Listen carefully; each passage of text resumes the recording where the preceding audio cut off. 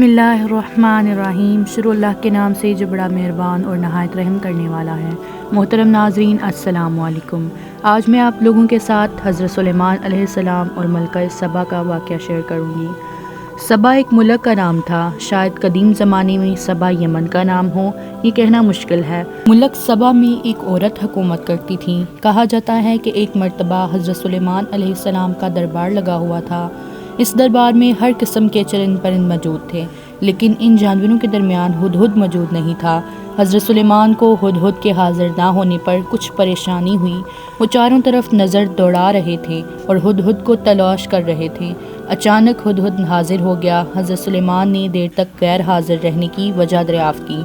हुदहुद ने बताया कि मुल्क सबा में एक औरत हुकूमत करती है। वो अल्लाह के दीन पर यकीन नहीं रखती। वो आतिश परस्त है। इसके पास कसीर फ़ौज है।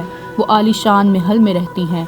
हज़रत सुलेमान ने हुदहुद की बातें गौर से सुनी और कहा, मैं ये जानना चाहता हूँ कि जो कुछ तुम कह रहे हो सच है या झूठ। चुनांचे आपने मलका सबा के नाम पर एक रुक्का लिखा। आपने ख़त हुदहुद के हवाले कर दिया और बोले कि ये ख़त इसके सामने डाल दो। हुदहुद ने ऐसा ही किया। मलका ने ख़त उठाकर पढ़ा और दरबारियों से कहा और पढ़कर सुनाया और उनसे राय तलब की। अब क्या करना चाहिए? दरबार में हाजिर तमाम लोगों ने एक होकर कहा, हम ताकतवर हैं, इसलिए खौफज़दा होने की ज़रूरत नहीं। हम सुलेमान का मुकाबला करने की ताकत रखते हैं। मलका सबा ने कहा, ये तो ठीक है, इसमें कोई शक नहीं। हम कमज़ोर तो नहीं हैं, लेकिन हमें सूझबूझ से काम लेना चाहिए। उनसे दोस्ती का हाथ बढ़ाने के लिए मैं तोहफ़े तोहफ़ भेजना चाहती हूँ। अगर उन्होंने हमारा तोहफ़ा कबूल ना किया तो मैं समझ जाऊँगी कि वो पैगम्बर हैं। पैगम्बरों को माल दौलत की हवस नहीं होती। अगर उन्होंने तोहफ़ा कबूल किया तो मैं समझूंगी कि वो सिर्फ बादशाह हैं। मलका ने यही सोचकर तोहफ़े तोहफ़ भेजे। तोहफ़ों का सामान लेकर खादिम हज़रत सुलेमान अलैहिस्सलाम की खिदमत में हाजिर हुआ।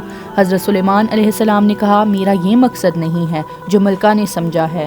हज़रत सुलेमान अलैहिस्सलाम ने खादिम को कुछ पैगाम दिया कि वो ये पैगाम मलका तक पहुंचा दे। खादिम ने वो पैगाम मलका तक पहुंचा दिया तो मलका ने रवानगी की तैयारी शुरू कर दी। आपको मलका के आने की खबर मिली तो आप अलैहिस्सलाम ने जिन्नों से पूछा कि मलका को यहाँ कौन ला सकता है। इनमें से एक जिन ने कहा, मैं पलक झपकते ही मलका को हाजिर कर सकता हूँ।